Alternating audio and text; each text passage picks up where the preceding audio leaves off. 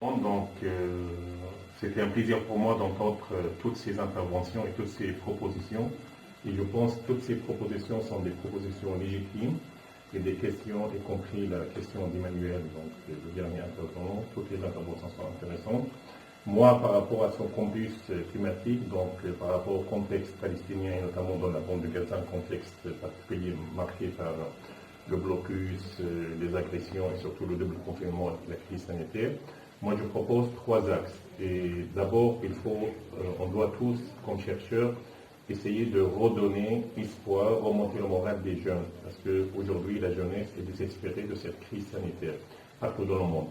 Et c'est pour cela qu'on doit inviter au maximum des jeunes. Moi, par exemple, personnellement, par rapport, je vais dire quelques propositions et suggestions.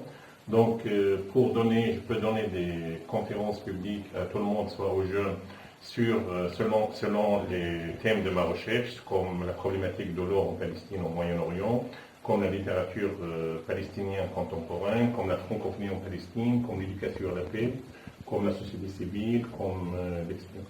Mais je peux parler de mon expérience personnelle dans le contexte de Gaza.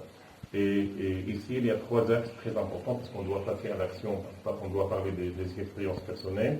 Je peux parler de la jeunesse et la crise. Comment la jeunesse palestinienne aujourd'hui a conçu cette crise sanitaire qu'il a ajouté d'autres tâches à la crise politique, économique et sociale.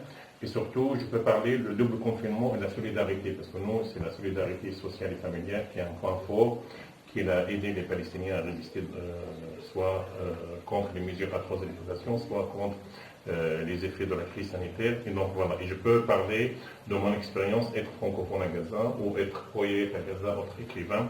Donc je pense que c'est le plus important, c'est parler des expériences personnelles, c'est essayer de transmettre ces expériences, surtout apporter des éléments d'espoir, parce que c'est vrai, comme vous avez répondu à Emmanuel, il n'y aura pas on ne va pas résoudre la crise, on ne va pas donner des réponses, mais au moins on doit aider la jeunesse à avoir des éléments de réponse à partir des expériences. Et je pense que si chacun va parler de son expérience personnelle comme Gaza, parce que nous, après 14 ans de blocus, après cette situation difficile, notamment la dernière année avec la crise sanitaire, donc on a pu supporter ça, c'est grâce avant tout au travail auprès des jeunes. Et je peux parler finalement de mon expérience personnelle, parce que nous on travaille beaucoup avec les jeunes, on invite les jeunes à aller dans les champs pour aider les paysans, on travaille beaucoup le soutien psychologique avec les enfants pendant la crise. Donc tout cela, je peux parler de ça, mais j'insiste beaucoup, en dehors de mes axes de recherche sur la francophonie, sur l'éducation à la paix, je peux parler de mon expérience personnelle et surtout mon travail auprès des jeunes et des enfants de Gaza.